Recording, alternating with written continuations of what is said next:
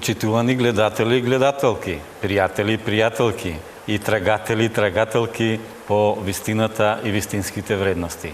Добро ни дојавте во третата емисија од втората сезона на Потрага по вредности. Денешната тема ја насловивме различностите како повод за конфронтација или за соработка. Мои денешни соговорници се отец Ивица Тодоров, инаку председател на Сдруженијето за духовна обнова на Македонија, односно организирана духовна обнова на Македонија. Ова организирана е многу важно, затоа го нагласувам. И мојата колешка, долгогодишен новинар и исто така председател на Сдруженијето Радио Марија Македонија при Римокатоличката црква во Скопје. Ние сакавме да ја дадеме предност на колешката Катица, но таа инсистираше да почнеме со отец Ивица, да даде еден добар вовед во темата, а ние понатаму ќе се надоврзуваме. Отец Ивица, интересно е дека христијанството многумина го третираат како нетолерантна религија, бидејќи во некои изјави на Исус, например, не постои друго име на овој свет што може да го спаси човекот, односно да го однесе кон Бога, и во тоа и во некои други изјави гледаат нетолерантност. Дали е тоа така? Како вие го доживувате? Значи, не случајно кога ја баравме темата на оваа наша емисија, се соочивме со нешто што е факт во овој свет, а тоа е различност. Сите ние сме различни. Така. И како различни битија, како различни по многу ставови, многу често таа различност предизвикува конфликт или конфронтација, Така. или, например, на дополнување. Сега, не може да кажам дека само различноста е конфронтација, туку и на дополнување. Сега, кога јас размислував кои различности нас не надополнуваат, а кои различности нас не конфронтираат, дојдов до овој заклучок. Значи, сите оние различности што се од Бога благословени и промислени, тие не надополнуваат. Има луѓе кои се силни, има луѓе кои се слаби. Так. Има луѓе кои се високи, има луѓе кои се ниски. Има представници од родот човечки кои имаат машки пол и представници од родот човечки кои имаат женски пол. Так. Имаме суво, имаме мокро, имаме топло, имаме студено, имаме светло, имаме темно. Так. Значи, сите овие различности се надополнуваат. Так. Сиромашни, богати. Так. И тоа е еден отец на црквата, Кирил Александрски, размислувал околу тоа. Зошто сега некои се богати, некои се сиромашни, каде е сега тука правдата и така натаму. Има промисла во сето тоа. Значи, има нешта, како што јас ги дефинирам, тоа е моје доживување, моје дефинирање на нештата, нешта што се од Бога промислени, дадени како различност и тие се надополнуваат. Так. Но има различности кои не конфронтираат. А тие различности кои не конфронтираат доаѓаат од тамо што има различности кои се плод од неприфаќањето на Бог, од неприфаќањето на Творецот или од субјективно, искривено, неточно прифаќање на Творецот. И сега, оно што предмот го кажа братушко, зошто понекогаш ние христијаните сме нетолерантни, ако може тоа така да се каже. Некој така не доживува. Да, Христос вели, значи не јас, не ти, а ние сме го прифатиле него како критериум, дека никој не може да дојде до Отецот Небесен, односно да дојде до вистинско остварување на своето постоење и контакт со изворот на сепостоењето, на оно што е центарот на сепостоењето, освен преку Христос како спасител на светот, како Месија. Так. Тоа е негов став, тоа не е мој став. Ние како христијани го прифаќаме она што тој го говори, како и многу други работи. Так. И со некои нешта, например, кои ние ги прифаќаме од Христос, некои луѓе не ги прифаќаат. Так. Но сега, дали таа например, муслиманите. Муслиманите, Так. иако кога го читаме внимателно Куранот, имаат навистина, мора да се признае една голема почит кон Иса, да, како дури како Месих, он го пишува да Месија, да. Месија, така. Да, и кога се чита и за Миријам, и за Марија и така натаму, значи дури во сурата за Марија се говори за тоа дека Аллах ја израдувал Марија преку зборот од себе. Сега, ако ние го толкуваме тоа во христијански контекст, но ако го толкуваме и буквално, Така. како што пишува таму, значи Бог, Аллах е општа именка за Бог, Така. значи Бог го испратил своето слово, својот збор преку Марија.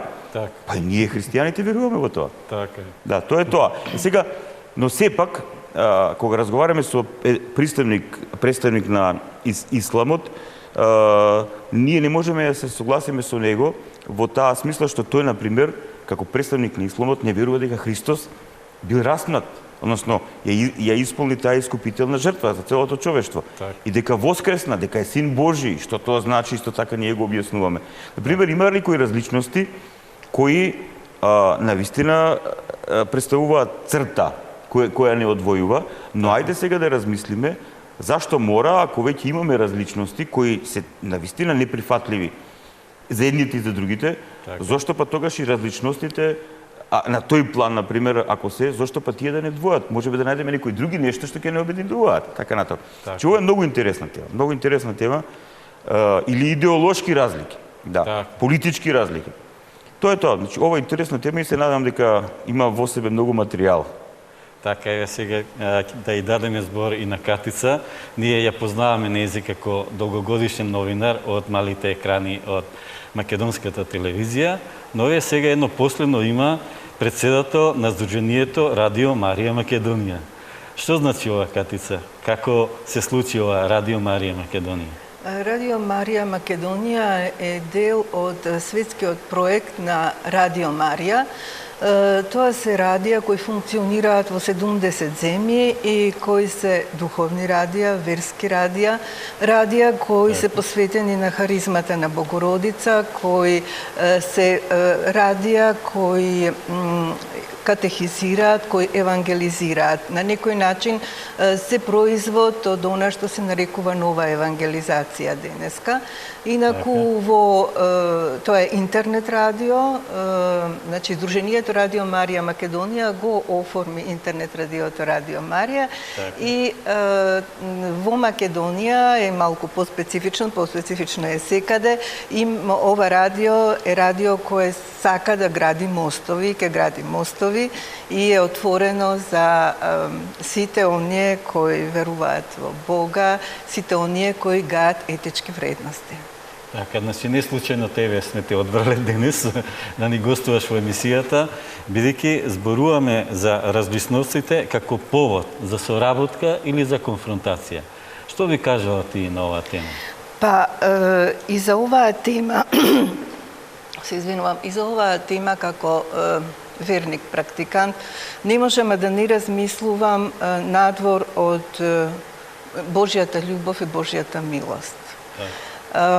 Она што нас не учи Светото Писмо, тоа е дека сме создадени од огромната Божја љубов и дека милоста Божја е таа која не следи од целото наше постоење тука и во она во што веруваме потоа. Ние сме создадени сите различни. Бог нас не создал сите различни. Секој со своја индивидуалност, секој со своји различни дарби, секој со своји специфики. Значи, ние сме тука за да најдеме и начин преку љубовта да живееме заедно, да бидеме отворени и да се прифаќаме едни со други. Предпоставувам дека сите кои веруваат во кои практикуваат вера од различни религии, ги застапуваат вредностите кои се општочовечки, Божјите.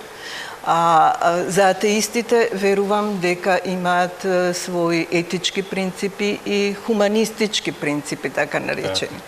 Сега, доколку се наоѓаме тука, ние е многу полесно да се прифатиме и многу полесно да се разбереме. А што се однесува до толеранција, тој збор за мене, може би грешам, може би не, да се толерира значи да толерирам нешто негативно. А она што нас не учи Евангелието и Светото Писмо, тоа е да го љубиме ближниот. Значи, ние треба преку љубов да се отвориме кон другиот, да ја прифатиме различноста, да разговараме, па понекогаш добро можеме и да се конфронтираме, зашто не, мислам. И низ конфронтација се доаѓа до она што е вистина. Так. Отец Ивица, еве, Катица спомна за толеранцијата. Јас би рекол како најнискиот прак преку кој треба да поминеме. А љубовта е она нели целта, да ги љубиме сите Божи созданија, онака како што Бог ги создал. Меѓутоа, толеранцијата е еден почеток за да можеме колку толку да се разбереме и да соработуваме. Дали ти вака го разбираш или поинаку? Да, тоа е почеток, некоја почетна скала од тој процес да се разбереме со тој другиот и да разбереме навистина кај сме различни. Да толерираш некого, знаеш значи да го трпиш на еден начин. Да го трпиш, ама тоа трпење... Да го допушташ неговото постоење, иако допушташ, можеби не со драго срце. Го трпиш, сега тоа е. Јас мора да признам, сега ќе го отварам тоа како прашање. Јас познавам многу христијани, познавам многу луѓе кои се атеисти, дури муслимани, например, кој им пречи големата бучева од џамиите. Значи, ние немаме ништо против, еве, како христијани, тоа е во нивната традицијска пракса, така повикуваат на молитва 5 пати во денот, сето тоа е разбирливо, ние тоа го разбираме, го прифаќаме, тоа е еден аспект од нивниот живот и тоа е тоа. Но, големата бучност кај многумина предизвикува реакција. Затоа што сепак Скопје не е муслимански град. Так. И сега тука има, може најголем процент се христијани. Може би исто така еден добар процент се луѓе кои не веруваат во ништо, кои се агностици, атеисти и така натаму. Значи не е најголем процент на муслимани во градот Скопје, но во некои делови на градот Скопје, па скоро во целиот град, но особено во некои делови бучавата е толку силна. И сега луѓето трпат, се отварат разни прашања, ма трпат. И тоа трпење ги поттикнува така малце и кон резигнираност. Сега, зошто го говорам ова? Трпењето не е решение на проблемот. Затоа што кога тогаш тоа што го трпиш ќе експлодира. Значи ние треба да го отвориме разговорот за било што. Еден мислител тоа го нарекува како вулкан што тлее. Како вулкан што тлее. Значи има секој отворено прашање, за секој отворено прашање треба да се седне. Исто така ние како христијани или не знам која се група тука, исто не ја можам да говорам од аспект на како представник на православното христијанство, значи секој кој има замерка, например, во однос на некои пракси, однесувања, треба да го отвори тоа како прашање и да разговараме, да видиме на што се должи, например, нашето невнимание или нашата несвесност за некои аспекти. Просто некогаш не си свесен за некои нешта, додека тој другиот не ти каже, дека му пречи. И затоа е многу битен оној модел што ние го нарекуваме диалог, или мостови на поврзување, или доверба. Довербата е веќе повисока фаза, но сепак треба да започне диалог и да го слушнеме тој другиот. Тоа е многу битно нешто. Значи, тогаш различноста, јас ја разбирам, значи јас неговата различност ја разбирам и преку диалог, значи преку отварање, емпатија, така натаму ние стекнуваме доверба и еден со друг се разбираме, значи ги разбираме своите потреби, животни стилови, доживување на светот, доживување на личниот духовен живот и така натаму, доживување на конкретните личности. Значи на крај на крајвите не сите муслимани се исти, не сите христијани се исти. Пред Бога сите сме ние оригинални, неповторливи личности. Така.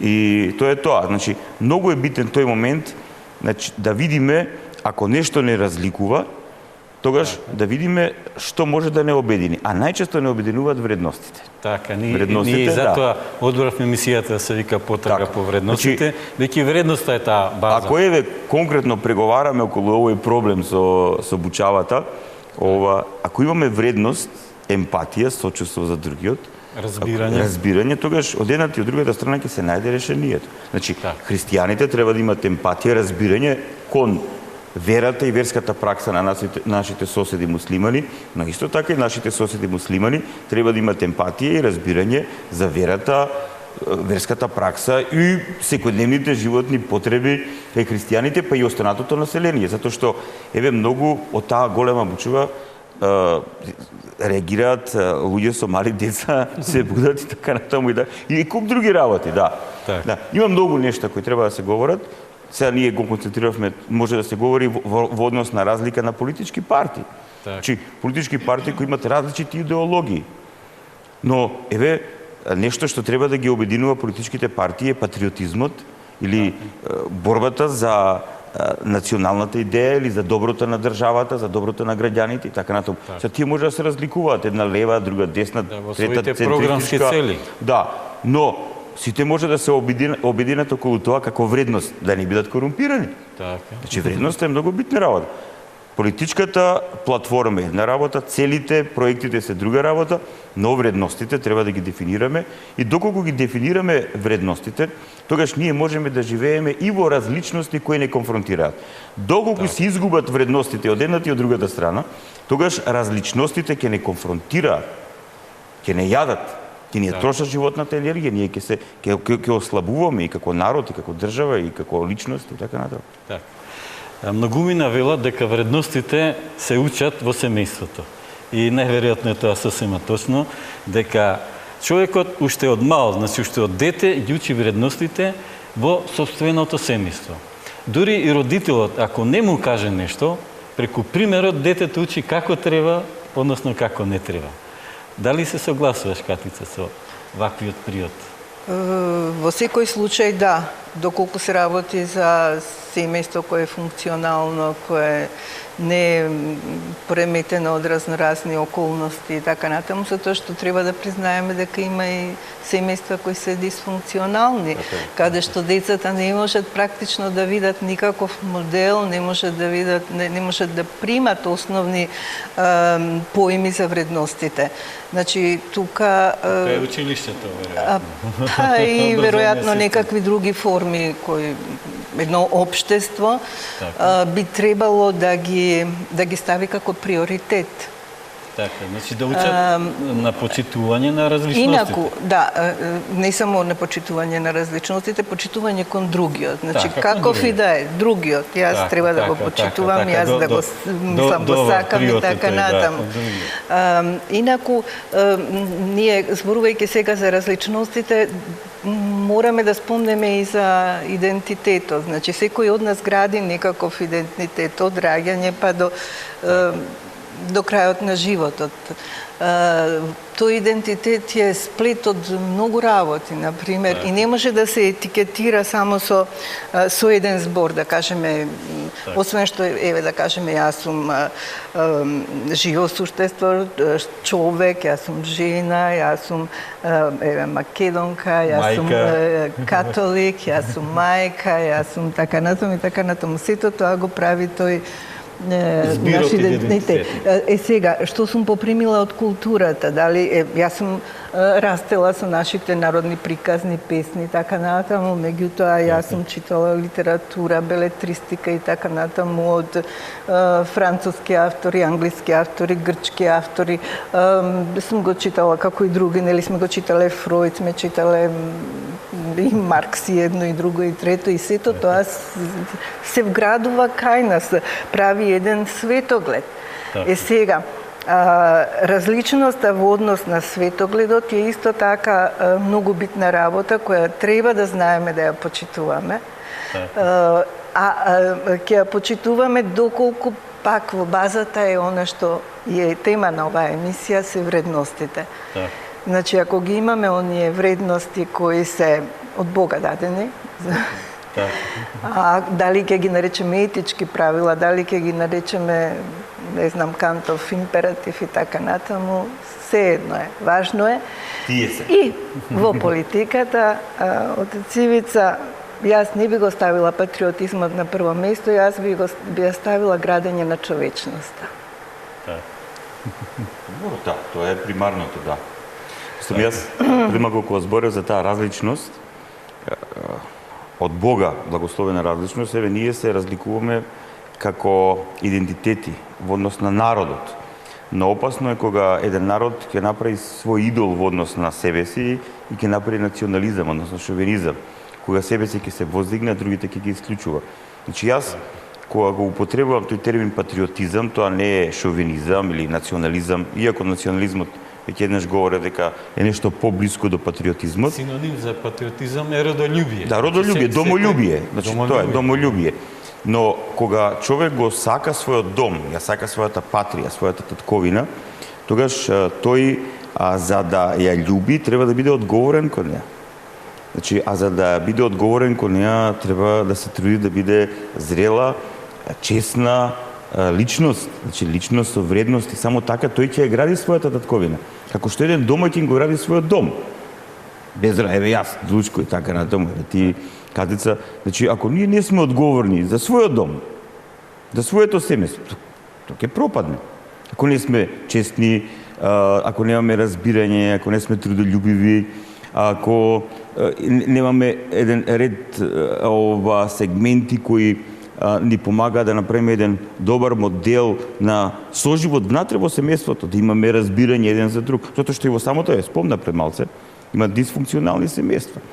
Да, значи тој човек, значи кој има однос одговорен кон својот дом и не случајно апостол Павле ќе каже оној што си го уредил својот дом и се покажал како човек домаќин, тој може и да ја нагледува црквата Божја, да биде епископ на црквата.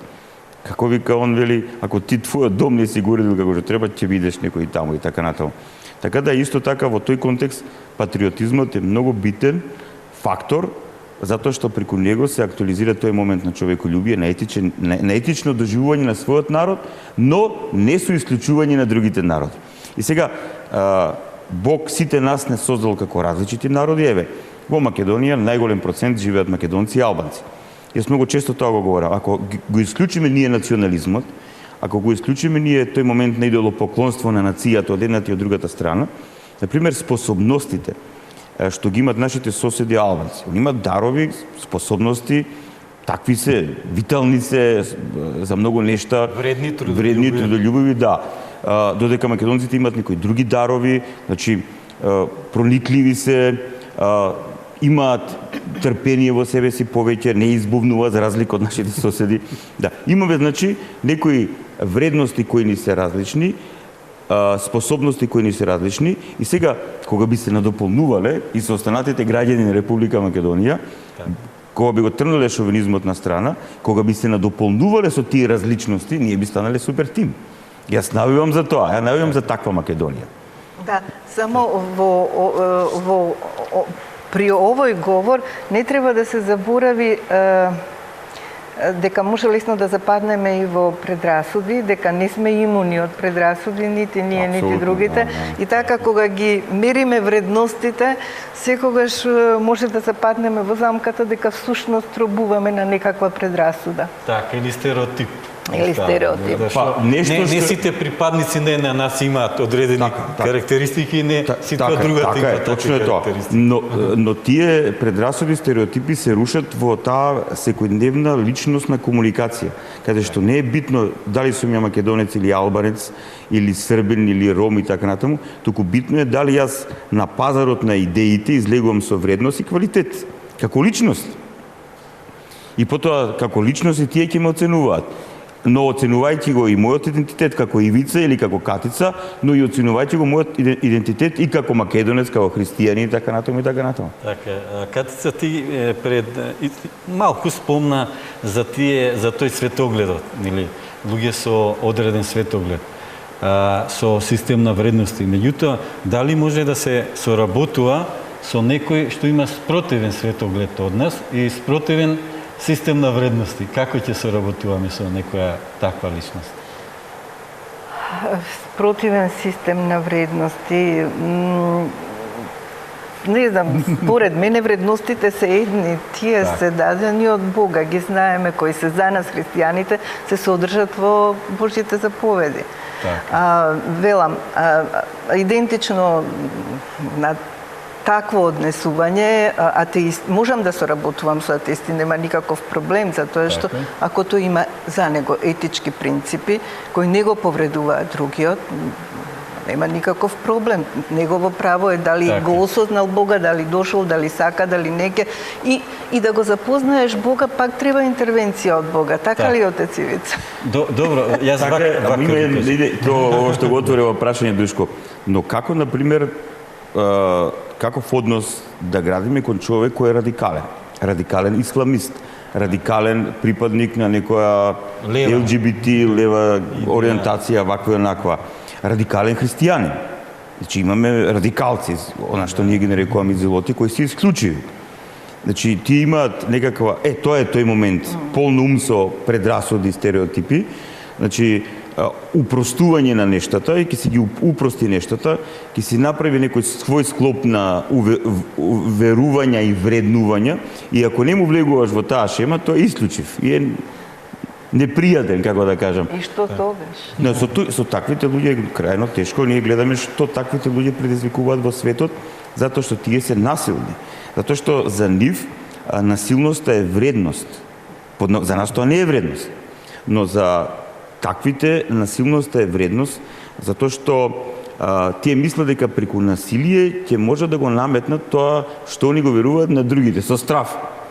Но која е таа идеологија, која е таа вера, на што се темели тоа? Тоа е многу проблематично и патолошки. Ние гледаме во историјата на светот дека секогаш таквиот обид на сила некој да се направи среќен е крајно страшно деструктивна, опасна работа. И тоа Бог не го благословува. Еве јас, пошто се договориме со братот Душко, во секоја емисија да имаме еден евангелски текст на кој ќе преговориме околу суштината на темата. Денеска сакам да го актуализирам евангелскиот текст, таа параболата за добриот самарјанин. Тоа е запишено во Евангелието според Лука во 10 глава. Сега да не го читам пошто е многу долг текстот. Така, сега да објасниме на почеток кои биле самарјаните, за да го имаат контекстот кога Исус не случајно кога еден законник кој го познавал законот Тора на Мојсија, го прашува нашиот Господ и Спасител кој е мојот ближен, според нивното толкување, сепак нивниот ближен, односно во рамките на тогашниот еврејски контекст на доживување и вреднување кој е мојот ближен, под нивен ближен бил оној кој припаѓа на нивниот народ и на нивната вера. И затоа тој го прашува нашиот Спасител и нашиот единствен учител кој е мојот ближен, и Христос му вели: добро, вика, ти го познаваш законот, што пишува во законот? И тој вели: возлюби го Господа својот Бог и ближниот свој како самиот себе си. Тој вика: оди, прави така. Но овој понатаму сака сега, вика: добро, вика, а кој е мојот ближен сега? Добро, да, тоа е, треба да го љубам својот ближен. И кој е мојот ближен? И Христос кажува една парабола. Така. Ова, значи во тој настан кој Христос го раскажува, главниот јунак е евреј, човек евреин кој е нападнат од разбойници. И разбойниците го напаѓаат, го повредуваат, го ограбуваат и така натаму, и тој е крај патот тешко ранат, скоро на смрт. Поминува свештеник еврејски. Значи оној кој го представува, го возглавува тој идентитетот, не го погледнува. Поминува левит, поминува евреин обичај, не го погледнува. Поминува човек самарјанин. Самарјаните биле на еден начин блиски со еврејската вера, но тие се испомешале со евреи кои се испомешале со пагани. Има една цела приказка за тоа, за потеклото на самарјаните. И тие со евреите не само што се мразеле, туку се гледале како соперници, буквално како соперници. И не комуницирале. И не комуницирале, да, не комуницирале помеѓу себе, имале голема разлика, не наоѓале вредности кои ќе ги премостат, и тие различности ги терале во конфронтација и не комуникација. И сега Христос вика: помина човек самарјан. Вика, го зема, го качи на своето магаре, го однесе во гостилницата, таму му ги измија раните и така натаму, што се вика, го оживеа овој човек евреин, и дури му кажува на гостилничарот: еве, вика, колку чини се тоа, и еве, пошто ќе треба повеќе да остане, еве да доплатам и така натаму, за да му посветите внимание. И после Христос го прашува законникот: сега, на овој евреин, кој му беше неговиот ближен? Човекот самарјанин. И тој вика: оди така прави. Значи, еве сега, оваа парабола што ни кажува? Значи, самарјаните имале свое верување, свое доживување за Јахве, за Бог, за пророците, свое некое доживување, евреите свое доживување, иако Христос преку разговорот со жената самарјанка ни ги објаснува тие работи, но овој самарјанин воопшто не го отворил својот однос кон овој човек што страдал евреин во однос на тоа дали се сложувал теолошки со него или не. Туку гледа дека страда. И како човек кој страда, тој имал емпатија, има разбирање која е таа вредност. Емпатија, сочувство. Покажал сочувство, вредност, сочувство како вредност. Значи неговото срце проработало, имало љубов тој човек. И сега тоа е оној момент што го говоревме и пред малку. Единствениот мост кој може да ја премости бездната на различностите се само вредностите. Значи тој самарјанин не престанал да биде самарјанин, евреинот не престанал да биде евреин. Тие останале да се веруваат во своите верувања, но нешто што ги споело се вредностите. И тоа е она што нас треба да не спојува и на тоа не учи нашиот Спасител. Дека христијанството е толерантно и крајно отворено за вредностите на другите луѓе, затоа што сите луѓе се создадени по образ Божи и по подобие Божие. Сите луѓе, се што постои на овој свет, доаѓа од едниот Творец. И ние сите нешта кои доаѓаат од Творецот, вклучувајќи ги вредностите, треба да ги актуализираме во однос на нашите ближни, без разлика кои се тие. Дали тие вредности ќе бидат љубов, сочувство, сомилост, разбирање, трудолюбивост и така натаму, не е битно кои аспекти, но тие треба да не поврзуваат. Тие треба да не поврзуваат и ако напредуваме во тие вредности, тогаш и нашата вера во однос на Бог ќе биде вистинска. Затоа што ние не сме повикани да ги исклучуваме другите. Ние сме повикани да сведочиме доколку сме уверени, значи не убедени, тоа многу често го говорам. Друго е да фрлиш некого во беда, да те убедам, тоа значи да фрлам некого во беда, да го направам несреќа. Така. Што да го увериш некого, да се увериш дека навистина тоа е така. И доколку ти си се уверил дека тоа навистина е така, дека еве Христос е спасител на светот, дека тој е Логосот Божи, испратен од небесниот Отец преку Светиот Дух и Дева Марија, дека тој е тој кој е нашиот единствен осмислител, единствената наша надеж, добро, тоа е твоја вера, твое уверување, но ти не смееш што да го наметнуваш на другите. И сега ти треба да го сведочиш, но не да го наметнуваш. И сега, единственото нешто што нас не останува како мост со оние кои не споделуваат вера како нас, тоа се вредностите. И тоа е начинот што Христос го дефинирал како да ги надминуваме сите различности во овој свет. Единствено што останува отворено прашање е прашањето со оние луѓе кои се исклучиви. Но за нив исто така има решение, молитва. Ние ќе се молиме на самиот Бог, да Бог да делува во нивниот ум и во нивното срце. Сега доколку сака да го прифатат Божиот топол глас, љубовен глас, да им се размекне срцето. Па ако остане сурово тврдо, секој ќе си го вкуси тоа што си го избрал во животот. За жал. Така, Катица, ти по своето верување длабоко си христијанка. Така, јас сум имал разговори со луѓе што не се доживува себе си како христијани, тие велат како може само Христос да биде единствениот Бог. Јас му одговори вака. Како ти ќе веруваш во оној Бог што не си го видел? Христос е видливиот Бог. А тој дошол тука и им покажал на луѓето како Бог се однесува кога е во човекова форма. И тоа е еден добар пример што секој може да го следи, без разлика дали е христијанин или не е христијанин, бидејќи тој е точно оној најдобриот пример за секој човек. Дали и ти вакава го споделуваш или може би поинаку? Па не сум размислувала, за мене е тоа јасно, јас верувам во Бог, верувам во Светото Тројство и тоа е тоа, немам јас тука што да размислувам, не сакам да размислувам, јас верувам во тоа. Во смисла кога ќе кажат вие сте исклучиви христијаните, само Христос и ништо друго. Па да, ама јас тоа се обидувам и не го наметнувам на другите, мислам. Така. Ако сака некој да се информира нешто повеќе, има толку многу литература. И чисто секој може од општа култура да земе и да прочита и да види, да прифати, а вака само надмудрување без некакви аргументи, без некакво, без целата таа 2000 годишна расправа околу овие прашања, мислам, залудно губење на време според мене. Она што пред малку изумив да го кажам е во сите овие почитување на различности, отварање кон другиот, никако не треба да го губиме од предвид човечкото достоинство, затоа што нас Бог ни го дал тоа, создавајќи нели на својот лик, значи она што е она што е свето, нели, тоа е достоинството. Секој се раѓа со достоинство. И веројатно правото на сегашност и иднина, затоа што ова сега вака ја си го размислувам, на тој начин ќе му возможиме на Бог да го оствари планот за секој од нас што го има. Така, добро. Отец Ивица, можеме ли да се надоврземе на ова што го кажа Катица со едно согледување? Значи, како христијаните да го живеат својот христијански живот, да ги живеат своите уверувања, да бидат толерантни кон другите, меѓутоа и да не бидат подложни под влијание на другите. Односно да го прифатат она што е од другите како вредност, а да се ослободат од собственото што е веќе како можеби како е некоја изгубена или недобро пренесена вредност. Значи, сега зависи за кои христијани правиме муа. Да. Многу често на сите предавања и беседи се говори дека Христос е полнотата на вистината.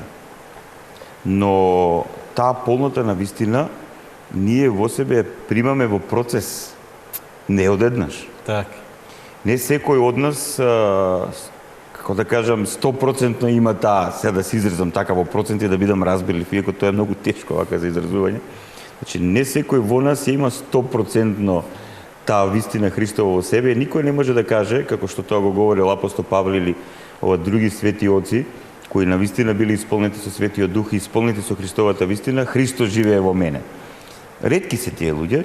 Значи, сите ние сме во процес на осознавање на вистината. Ама вистината не се осознава само читајќи Свето писмо или читајќи теолошка, светоотечка литература.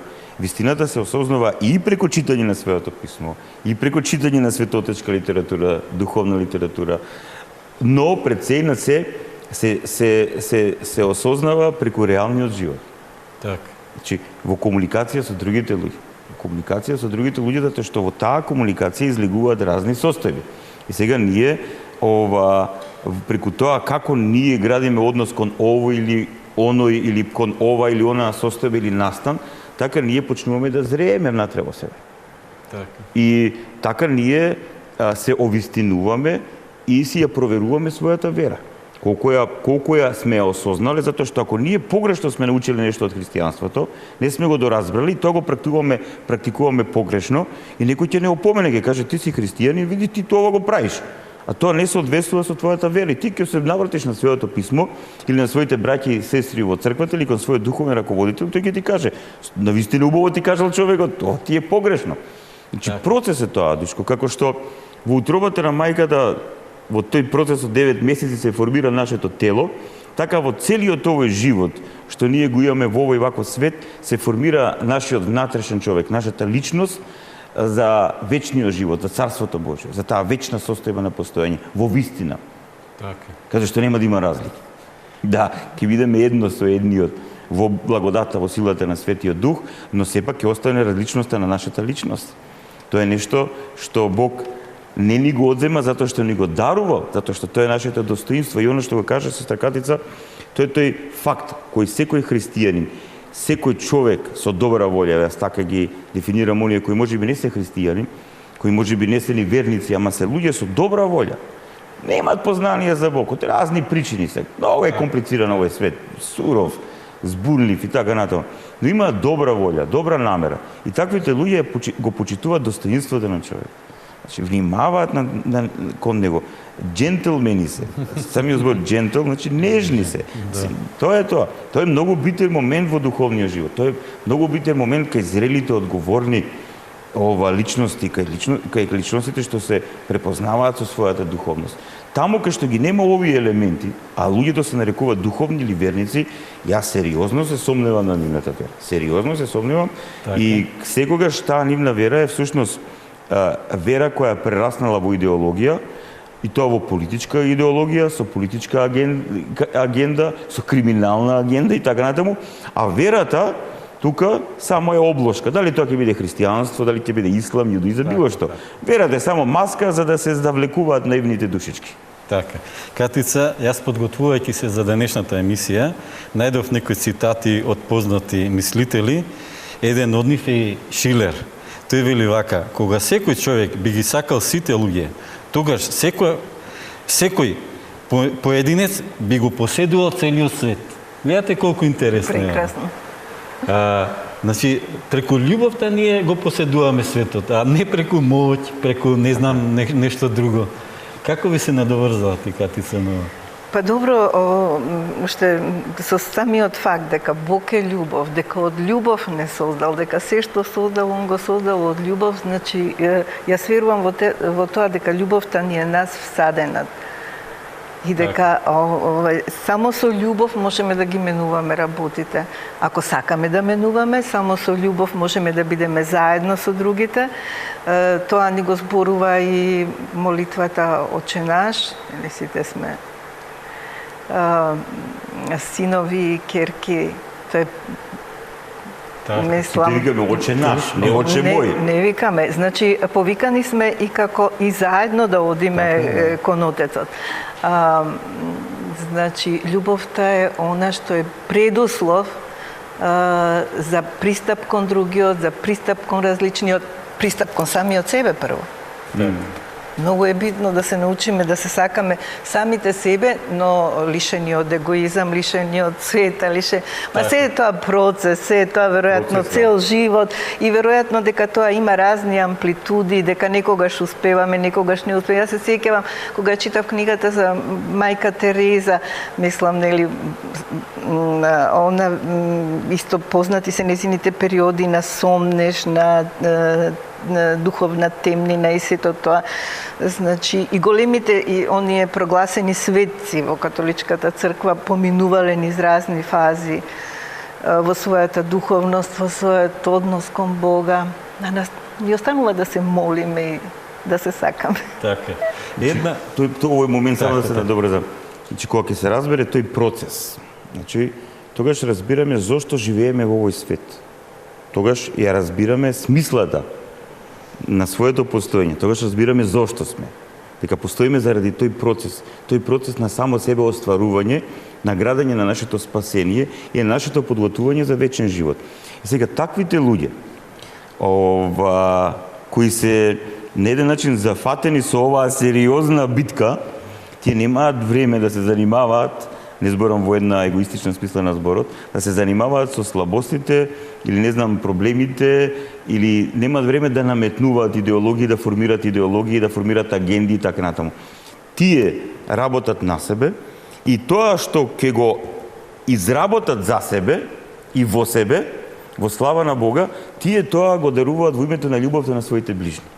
И така се стекнува светост. И светоста всушност доаѓа од светиот. Всушност, онтологски само Бог е свет.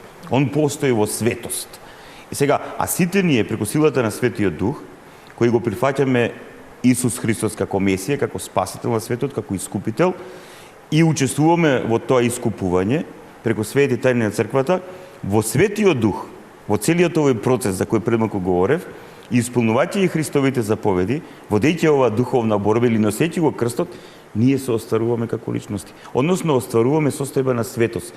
Стануваме Богу слични битија. Стануваме слични на Неговата светост со нашата колку толку остварена светост.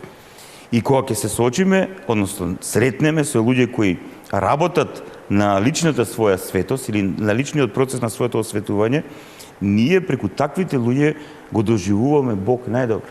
Кога читаме, еве како што премалку за мајка Тереза, или кога читаме било што од други свети луѓе, еве во рамките на Светото писмо на седмицата на Светото писмо 2015 ја промовиравме ова книгата издадена од Скопската епархија за старец Порфири. Јас се читам оваа книга, јас се читав и порано, но не на македонски. Преводот е навистина прекрасно направен на македонски, од Отец Атанаси, од грчки на македонски. Значи, кога се нурнуваме во животот на таа личност, во тој процес што го поминувал старецот Порфири, гледаш дека тој кога зборува за Христос, тој не зборува за Христос како некаква теорија, како некаква абстракција, кога тој збори за Небесниот Отец и за силата на Светиот Дух и за светоста, тој не говори како некаков теолог кој земал од вамо, од тамо неколку дефиниции па прави некоја своја дефиниција, тој говори од свое искуство, говори со сила. Значи, со силата на Светиот Дух. И кога се чита, тоа преобразува однатре. Кога се чита своето писмо, кое доаѓа од Светиот, тоа преобразува. Еве, јас многу често говорам за книгата која мене ме потикна кон христијанството, од старец Силуан, неговиот живот и поуките на архимандрит Софрони. Тоа е тоа. Се гледаш човек кој од обичен селанец тамо од Русија и така натаму, текнал таква состојба на светост, што преку неговата светост, преку неговото сведоштво за Христос се преобразили илјадници луѓе. И тоа е она што му е потребно на овој свет. И преку светоста како врвна вредност. За мене светоста е врвна вредност. Значи, Бог како врвна вредност, но сепак Бог е апстрактна иманка за оној што не разбра што е светост. И оној што ќе оствари светоста, тој ги љуби сите луѓе. Тој ја разбира Христовата првосвещеничка молитва. Да бидете Оче тамо кај што сум и јас. Сите. Тоа е тоа. И тоа е тој процес, но без тој процес ништо не правиме. Така, зборувајќи за светителите, мене ми текна за една мала приказна, каде што еден човек побуден од Бога да му служи на Бог и да стане еден ден светител, како што видел еден светител тука присутен во близината, го продал целиот имот. Нели, ја имаме она приказна кога Исус му вели на младиот човек да продаде се и да дојде по него, овој тоа го направил. Значи, продал се и дошол кај духовникот. И му е кажа целата ситуација и вели, јас сега сакам да бидам твој ученик. И овој му рекол, тоа е многу добро, вика, ти што си го направил, меѓутоа треба уште нешто да направиш. Што треба да направам? Треба да ги сакаш сите луѓе на овој свет. И овој малку се замислил. И рекол, па јас ги сакам сите луѓе, ама има двајца што не ги сакам. Кои се тие двајца? Моите соседи.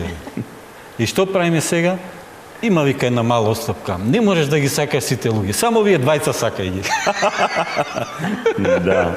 Значи, колку е тешко, вака, од една страна е лесно општо да ги сака, абстрактно сите луѓе да ги сакаме. Конкретни луѓе, што не ни се по волја, или пак можеби не гледаме нешто добро во нив, како нив да ги сакаме, тоа е проблемот. И можеби, еве, како заклучок на оваа емисија, братучко, да проговориме за тоа дека многу често оние кои се многу различити од нас може да не бидат најдобри учители за нас. Так. Многу интересно, многу парадоксално, затоа што гледаме нешто што е различно кај него, што дури не фрустрира, не нервира, ама можеби тоа го имаме внатре во себе и гледајќи го тамо треба да го искорнеме внатре во себе, да. Тоа е тоа, Господ премудро ги уредил нештата и слава му. И единственото нешто што јас говорам од прво лице еднина, единственото нешто кога некој ќе се судрам со некои нешта кои навистина се вакви или онакви или некакви различности кои не можам да ги разберам или префрлам или премостам и така натаму. Единственото нешто што ме спојува со таквите е Бог. Бог има промисла за тоа или допуштение. Тоа е тоа. Сепак Бог знае зошто и како се тие нешта во овој ваков свет. Катица, да повели. Дали другиот може да биде наш учител во секоја ситуација, размислувајќи? Може, како да не, зашто да не. Тоа сакам да кажам, ова дали можам сите луѓе да ги сакам, да, тоа е малку абстрактно, ама Бог се погрижил на тоа, на мојот пат да става одредени луѓе и веројатно ми вели, сигурно ми вели, сакај ги, разбери ги нив. Пратените се можеби нешто преку нив да научиш, ти зборувам преку него, да научиш нешто, за да ја исполниш твојата мисија тука на земјата. Да научи нас на смирение, затоа што често ние не знаеме докаде оди нашето смирение, односно нашата доблест. Меѓутоа, кога ќе се соочиме со некои ситуации и со некои луѓе и гледаме дека немаме смирение, тогаш е тој, нели, наш учител. Така? Уште една би можело вака како завршна реченица две кате да им порачаме на нашите гледатели како да ги негуваат доблестите, како да ги негуваат вредностите, што е најважно за човек да може духовно да напредува според тебе? Тешко прашање. Па тоа е многу индивидуално. Така. Мислам дека е многу индивидуално. Треба човек да следејќи ги Божјите правила или етичките вредности, да работи врз самиот себе. Так. Работејќи врз себе, имајќи го нели правото и на совест, правото и на збор, што ни е дадено, може многу да се направи. А и тука ни е и слободната волја, тоа е веќе друга тема, меѓутоа слободната волја и умот некако, мислам, одат заедно, се испреплетуваат, не може едно без друго и мораме да бидеме одговорни како тие се движат во која насока. Така. Немам, веројатно треба да се постојат духовници, постојат практикување на верата, молитвата е многу важна работа, според мене, да треба да биде наше секојдневие. Би било добро да е наше секојдневие. Би сакала да ги одбегнувам зборовите треба, мора и така, затоа што дисциплината е нешто што не ми се допаѓа многу. Повеќе има нешто што би се рекло, љубовта. Так. Љубовта во универзално значење и да успееме да ја најдеме дефиницијата на таа универзална љубов, зашто изгледа дека и тоа е многу апстрактно, така, покрај добрите дела кои можат материализирано да зборуваат за тоа. Отец Ивица, ти претходно зборуваше за светоста како врвна и највисока вредност, меѓутоа како да ја постигнеме таа? Што велат светите отци? Значи вака, пошто сме на крајот на мисијата и сега како сепак некаква завршница, некој заклучок кој ќе биде многу битен во однос на оваа тема. Значи јас би проговорил дека секој од нас еве нека започне да ја практикува, да ја вежба. Оваа вежба да се потруди да го разбере другиот. Так. Значи не да го толкува другиот, не во однос на другиот различниот од себе, да го доживува низ своите предрасуди, стереотипи, упростени слики, туку да го разбере на тој начин што самиот ќе му се приближи и ќе побере од него објаснување зошто е тој тако како што е. Значи еве нека пробаат малку, нека го актуализираат овој момент на разбирање на другиот и мислам дека преку тоа ќе започнат многу други процеси кои ќе ги одведат до едни убави така сознанија за себе, за другите, па и за светот во кој живееме. Благодарам и на двајцата, отец Ивица Тодоров и катица Трајковска Абјанич. Се надевам дека ние бевме интересни и поучни за нашите гледатели, пријатели и трагатели по вредности. Ова беше третата емисија од втората сезона на Потрага по вредности, а се надевам дека и со четвртата емисија, која ќе следува за 2 недели, ќе успееме да го свртиме вниманието на оние што ќе не гледаат и дека исто така ќе можат и од неа да научат нешто добро, да научат некоја вредност што ја имаат во определена мера во сопствените животи, ја немаат, а сакаат да ја стекнат. Сето тоа би било добро да го согледаме прво ние овдека што ја водиме оваа емисија, а потоа верувам дека и нашите гледатели тоа ќе можат во сопствените животи да го применат. Благодарам. Благодарам, Дучко, и на тебе за убавите прашања. Ми беше задоволство. Благодарам.